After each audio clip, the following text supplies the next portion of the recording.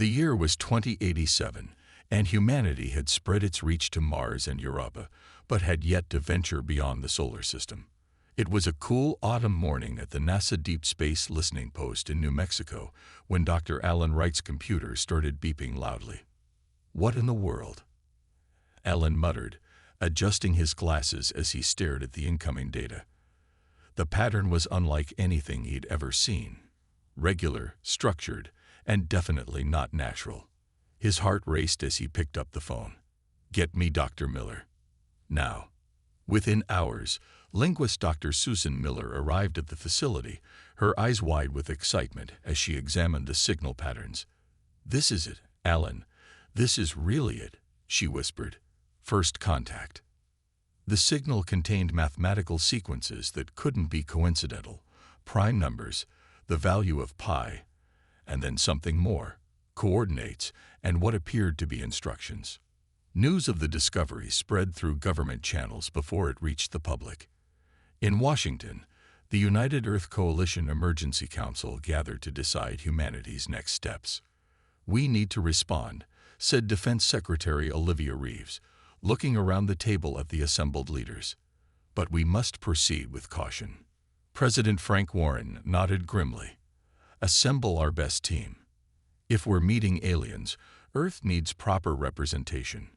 The UES Horizon, humanity's most advanced spacecraft, was quickly prepared for the mission. Ambassador Jack Palmer, a man with silver hair and steady hands who had negotiated peace during the water wars of the 2060s, was selected to lead the diplomatic team. "I never thought I'd be the one to say, 'Take me to your leader,'" Palmer joked as he boarded the ship, though the gravity of his responsibility weighed heavily on him. Captain Lisa Gardner, a decorated Navy officer with experience in first contact simulations, was appointed as military advisor.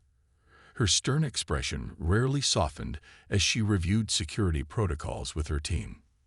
"We hope for peace, but prepare for anything," she told her officers as they loaded the last supplies aboard the Horizon.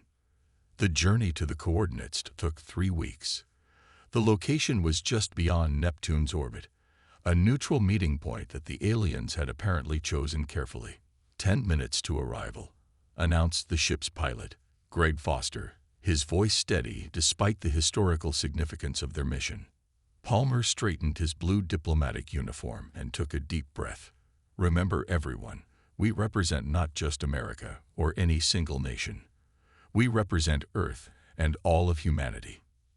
As the Horizon slowed at the designated coordinates, the vastness of space around them seemed emptier than ever. For nearly an hour, nothing happened. "Maybe we misunderstood the message," Susan said, checking her translations again. Then Alan pointed out the viewport. "Look!" A ripple appeared in space, like heat rising from hot pavement. Then another and another. 7 massive ships emerged, each with a completely different design. One resembled a giant crystalline snowflake. Another was a sphere covered in what looked like living coral, and a third was shaped like an elongated pyramid with pulsing blue lights. "My God," whispered Palmer. "It's not just one alien species." Susan's eyes filled with tears. "It's a coalition, a council." A gentle vibration passed through the Horizon, and the communication system activated on its own. A chorus of voices speaking in perfect English came through the speakers. "Greetings, people of Earth. We are the Galactic Council, representing 7 spacefaring civilizations. We have been observing your development and deemed you ready for first contact. Please prepare your docking bay. We come in peace and wish to welcome humanity to the greater community of intelligent life." Captain Gardner looked to Ambassador Palmer, who nodded firmly. "This," Palmer said quietly, "is the beginning of a new chapter for our species."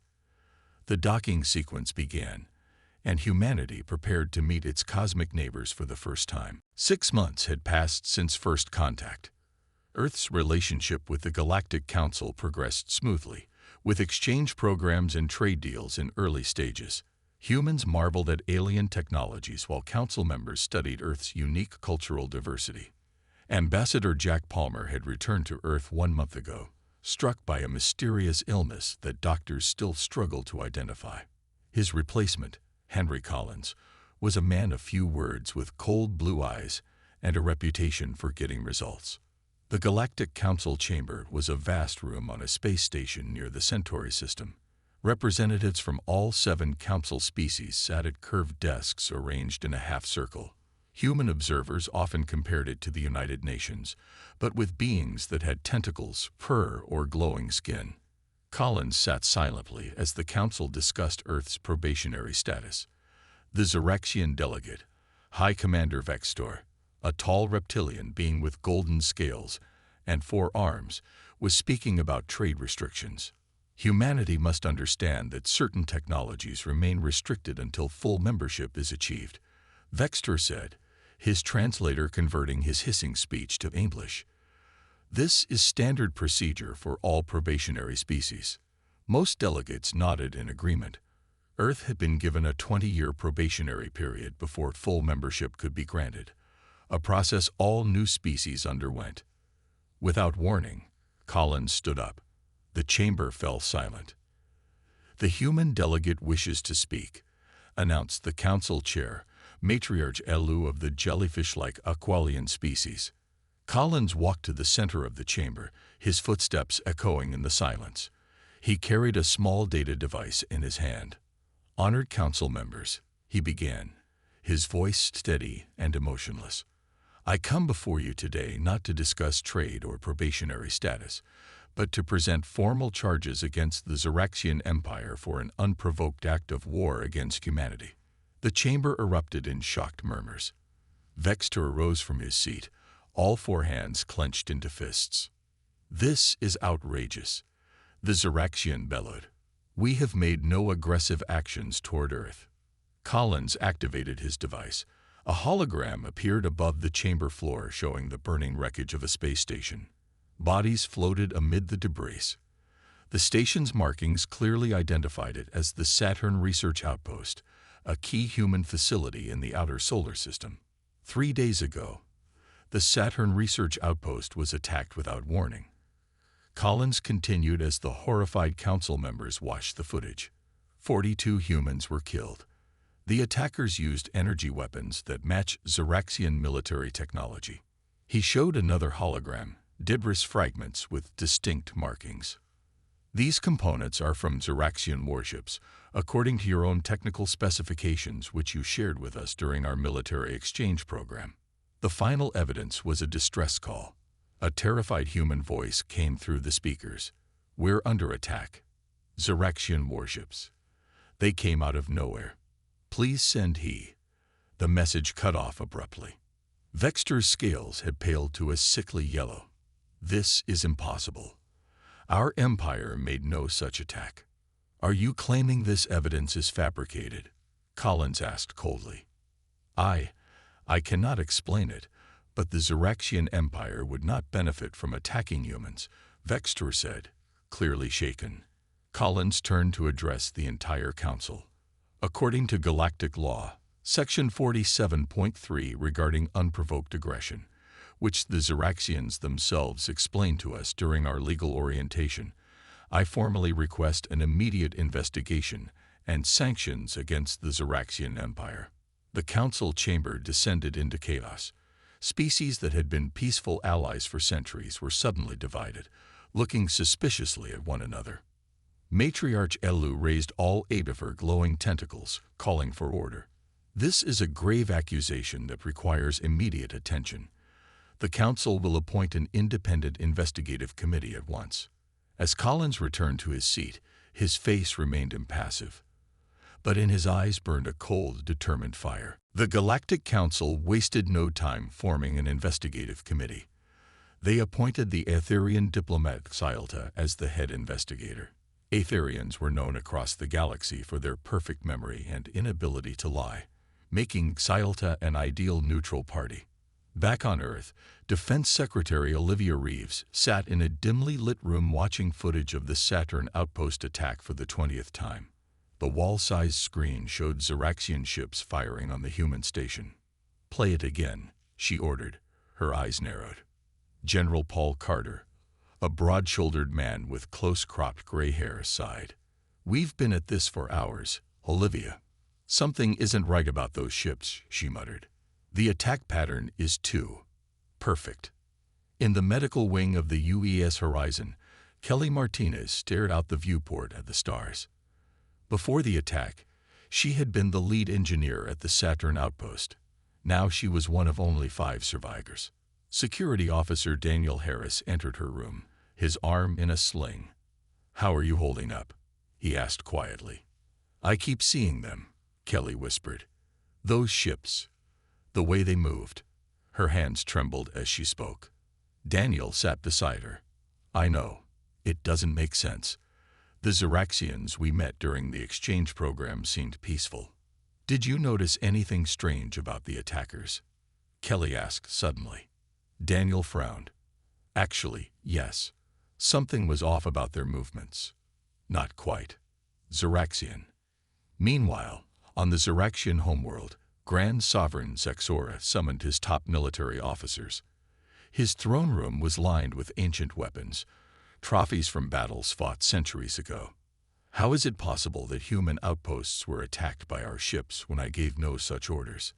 Zexora's voice boomed through the chamber. High General Kraz bowed low. "Sovereign, we have checked our fleet movements.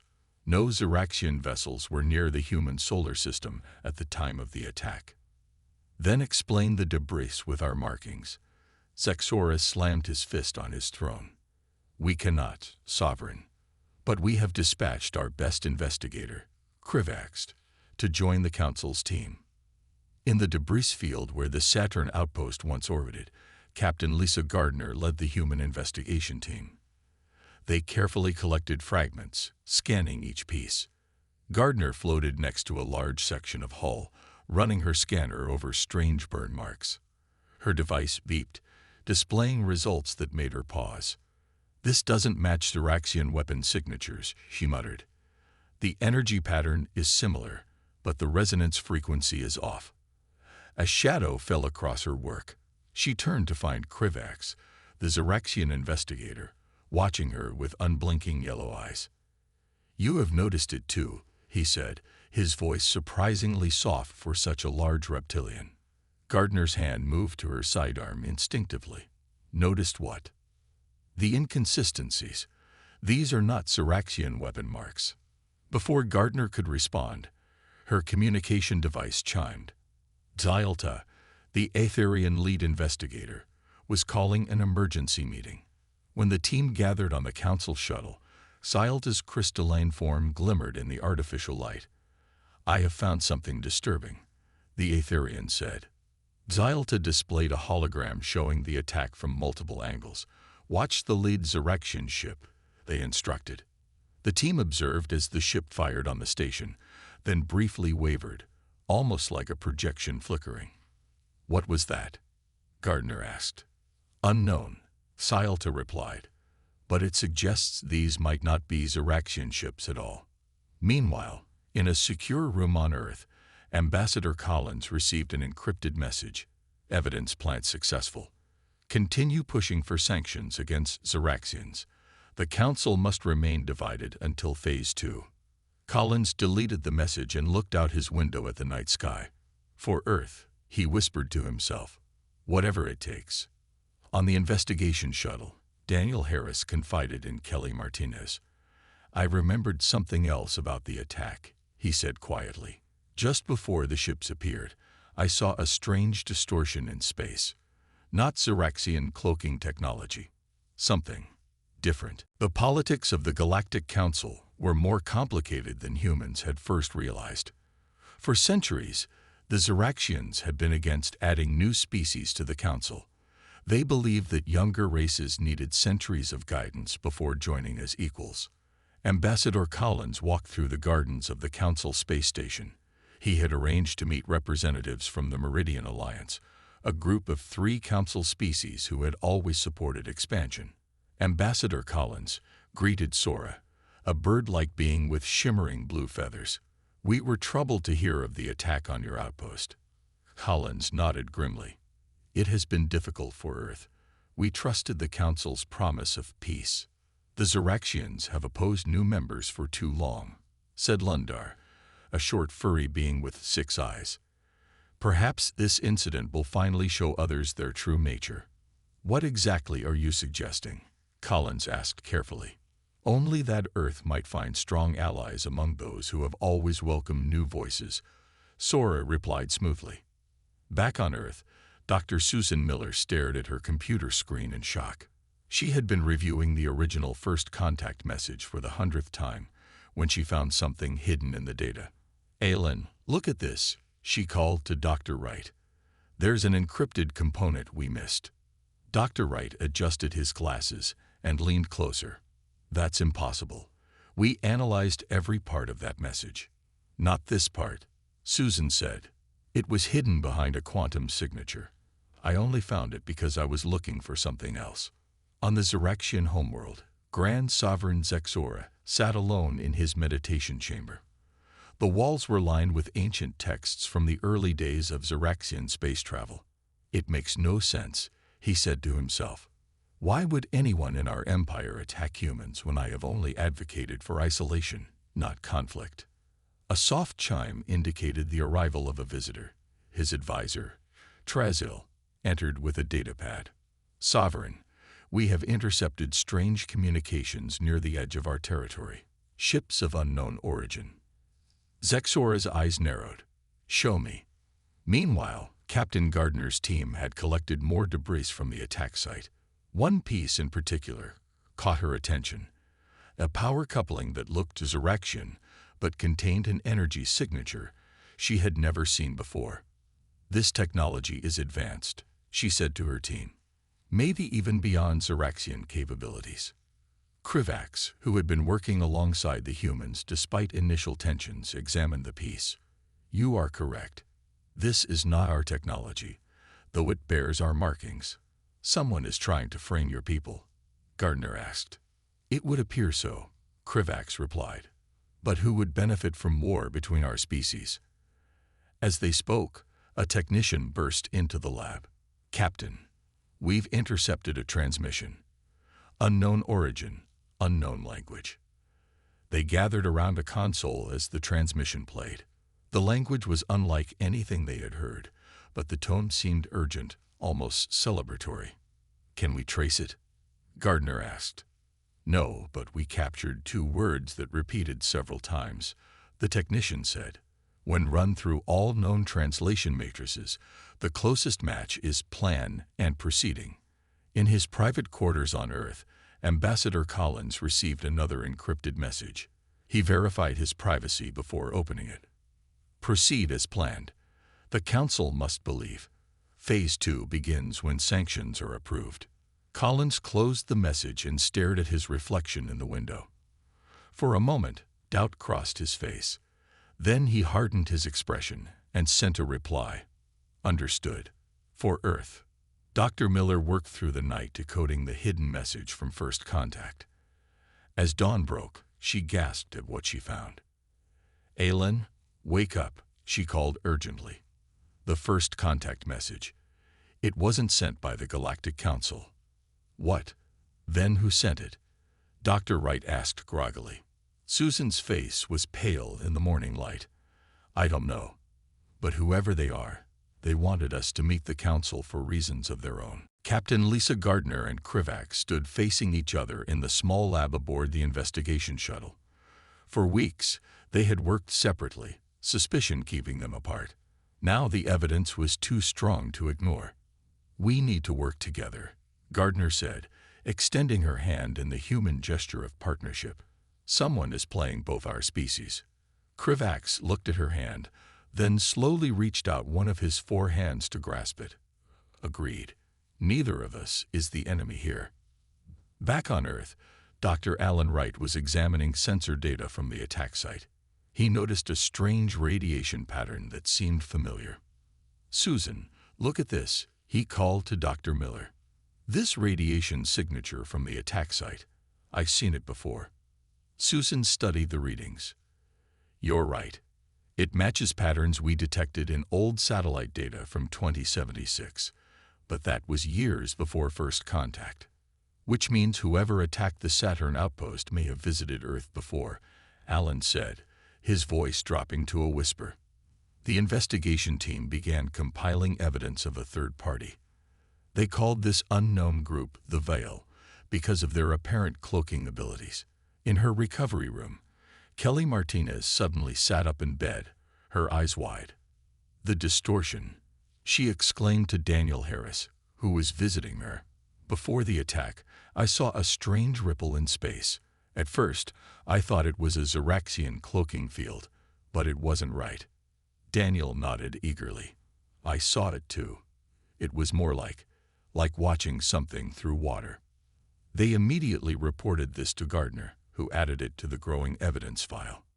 Meanwhile, Xylta requested access to ancient council archives. The Aetherians spent days reviewing historical records before making a startling discovery.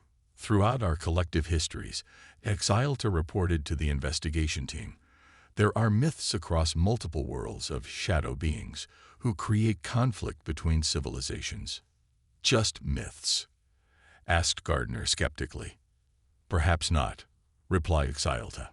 "When we align these stories by timeline, they appear at moments of potential alliance between different species, always before formal unification." On the council station, Ambassador Collins grew increasingly nervous as the investigation progressed. He had been instructed to push for sanctions against the Xeraxians, but the evidence of a third party was mounting. Collins sent an urgent message to Earth. "Investigation uncovering evidence of third species. Need new instructions." The reply came quickly. "Continue as planned. Discredit third-party theory. Time is short." Collins stared at the message, sweat beading on his forehead. Something about this felt wrong, but his orders were clear. As the investigation continued, a sudden alert blared through the council communication channels. A Xeraxian military outpost near their border had been attacked. The footage showed what appeared to be human ships firing without warning. The council erupted into chaos once again. Vextor, the Xeraxian commander, faced Collins across the chamber floor. "Now humans attack us," Vextor hissed, "after accusing us of the same crime." Collins appeared genuinely shocked. "This is impossible. We launched no such attack." "The evidence suggests otherwise," said Matriarch Elu, displaying images of debris with clear human markings. The pattern was the same: an attack, debris with identifying marks, and a convenient recording of the incident. Gardner and Krivax rushed to examine the new evidence. As they studied the footage, Gardner noticed the same strange distortion just before the human ships appeared. "It's them," she said quietly. "The Veil. They're trying to start a war between our species." Krivax nodded grimly. "But why? What do they gain from our conflict?" Before they could discuss further, a message arrived from Dr. Miller on Earth. "Decoded more of the hidden signal. Contains coordinates to a location outside known space. And a warning. They are watching." Gardner looked at Krivax. "We need to go to these coordinates." "Without council approval?" the Xeraxian asked. "If we wait for approval, it might be too late," Gardner replied. "Someone is pushing us toward war. We need to find out who." The Galactic Council was in an uproar. After attacks on both human and Xeraxian outposts, many members were calling for harsh measures against both species. Some even suggested removing Earth's probationary status entirely. "We cannot allow two warring races to destabilize centuries of peace," said the Meridian representative. "Sora, perhaps humans are not ready for galactic society." Matriarch Elu struggled to maintain order. "We must wait for the investigation to conclude before making any decisions." Meanwhile, something unprecedented was happening. Grand Sovereign Zexora of the Xeraxian Empire requested a direct communication with Earth President Diane Howard. Such a meeting between leaders without council oversight had never occurred before. President Howard sat in the Oval Office as the secure communication link was established. The large screen on the wall flickered, then showed the imposing figure of Zexora on his throne.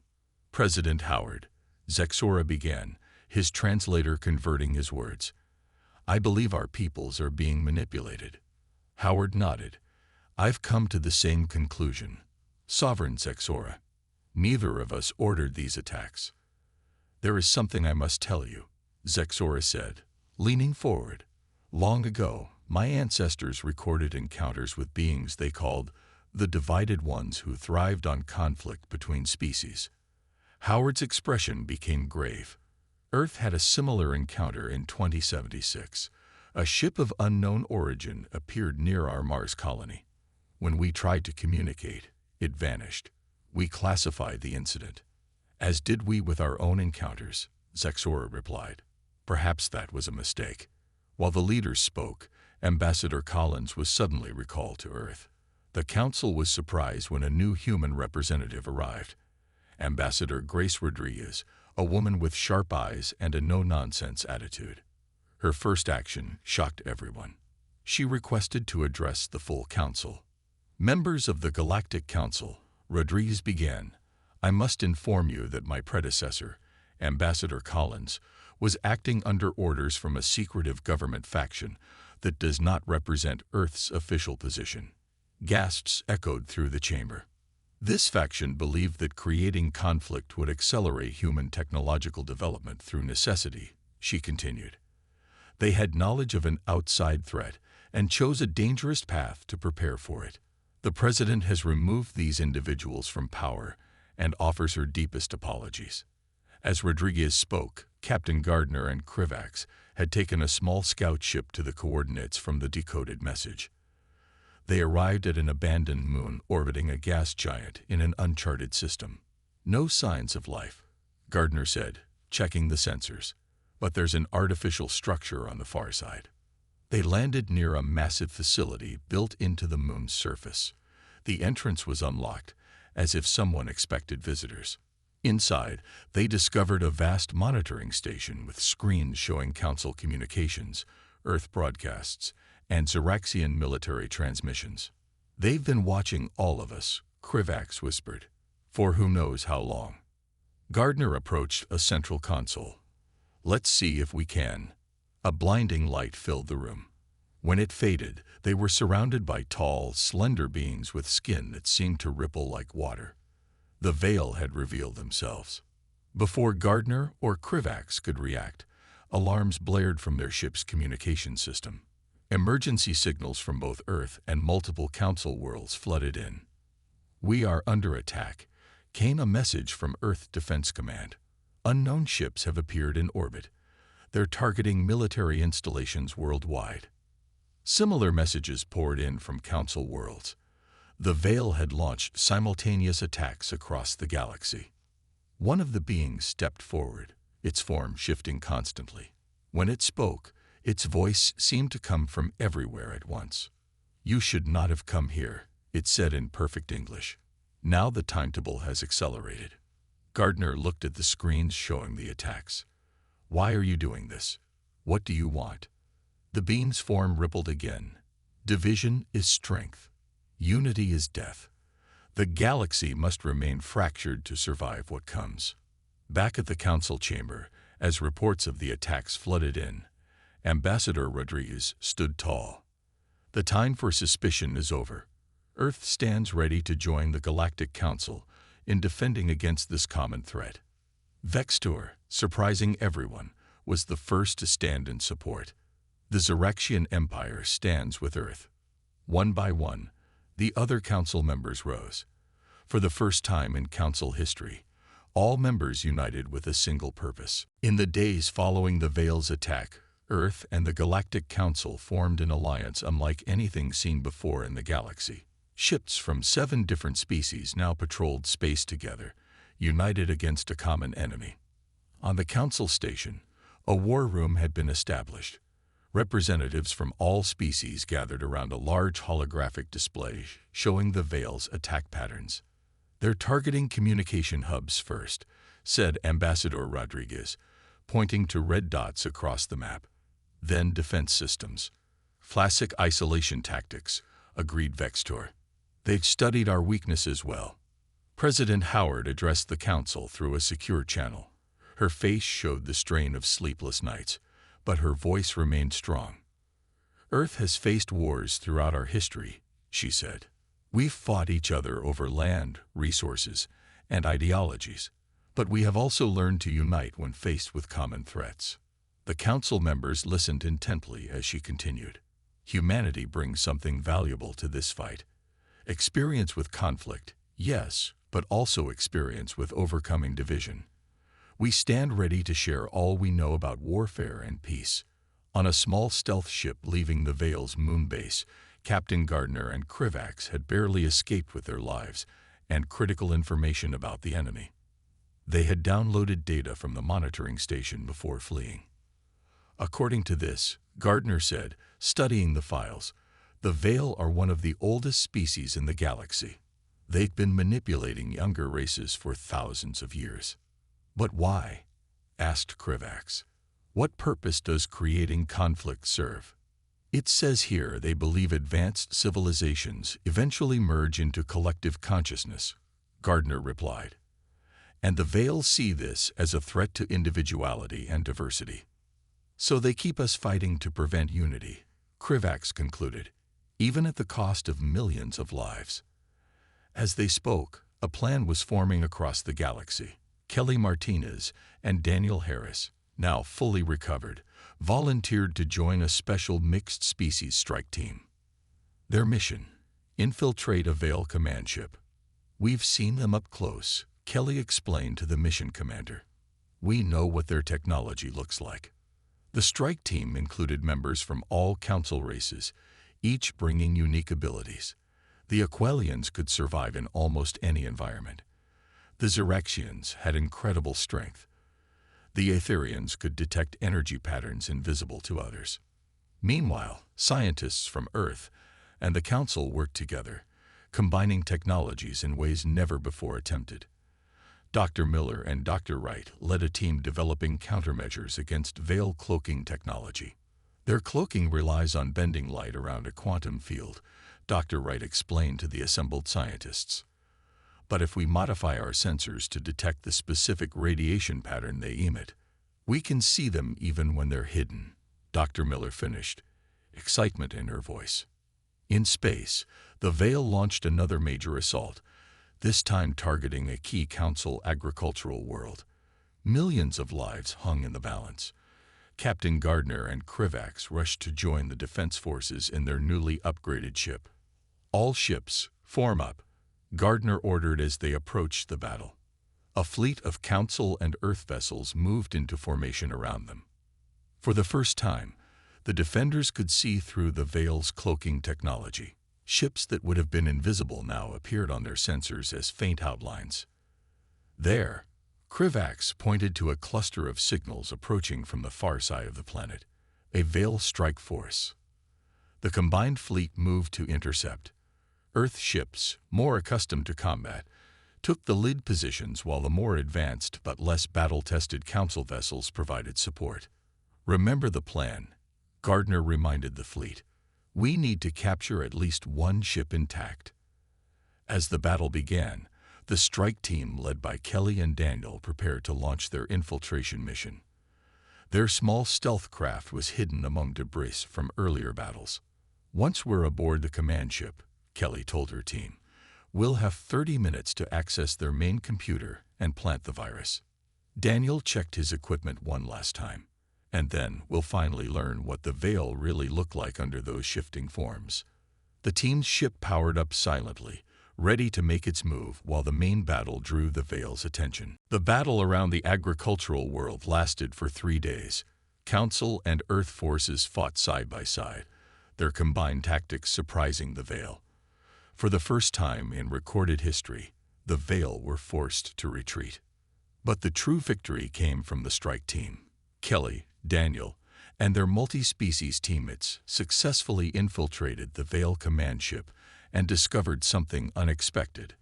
The Vale were not one species, but a collective of individuals from various races who believed in separation as the only path to survival. More importantly, the team planted a virus that spread through the Vale network, disabling their cloaking technology and revealing their hidden bases across the galaxy.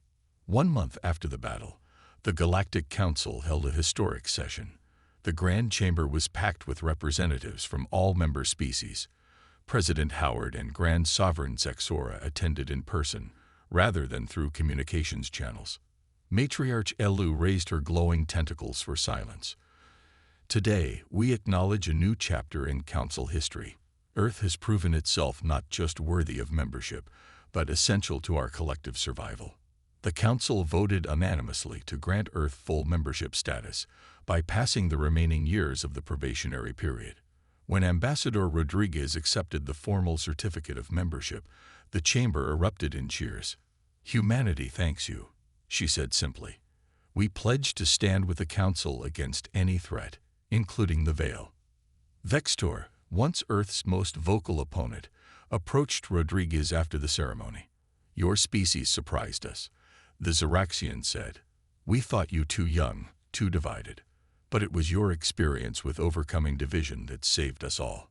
Together, Rodriguez and Vextor presented a new initiative to the Council, the Galactic Defense Initiative, combining military expertise from all member species. "The Veil have not been destroyed," Rodriguez explained. "They have retreated to regroup. We must be ready when they return." On Earth, the government officials who had conspired with Collins were brought to justice. Their trial revealed a shocking truth. They had discovered evidence of the Veil years before first contact, and believed that only through conflict would humanity advance quickly enough to survive. They were wrong about the method, President Howard said in a public address, but right about the threat. "We are stronger together than we ever could have been alone." Captain Gardner accepted a new position as Earth's military liaison to the Council's unified defense force. Her first act was to promote Kelly Martinez to lead a new multi-species engineering team. "No one understands their technology better than you," Gardner told her. "We need to prepare for their return." Daniel Harris returned to the rebuilt Saturn outpost, now transformed into a hub for scientific and cultural exchange. Xeraxian scientists worked alongside humans, studying the Veil's technology and developing new defenses. "It's strange," Daniel said to a Xeraxian colleague as they watched ships from 5 different species dock at the station. "A few months ago, I thought your people had attacked us. Now we're working side by side." Dr. Wright and Dr. Miller led a new department focused on identifying other civilizations that might have been manipulated by the Veil. Their research suggested dozens of potential cases throughout galactic history. "The Veil's greatest weapon was turning us against each other," Dr. Miller explained to a class of mixed-species students. "By working together, we've already defeated their primary strategy." In the council chambers, once nearly torn apart by accusations, representatives from all species now worked together. The central table had been redesigned as a circle with no head position, symbolizing their equal partnership. Ambassador Rodriguez looked around the chamber with satisfaction. When she had replaced Collins, she never imagined how quickly things would change. A young aide approached her with a datapad. "Ambassador, long-range sensors have detected unusual activity in the Cygnus sector, possibly Veil ships regrouping." Rodriguez nodded calmly. "Inform Captain Gardner and the Defense Council, and tell them not to worry." She looked out at the stars visible through the chamber's vast window. "This time, we're ready for them. All of us, together."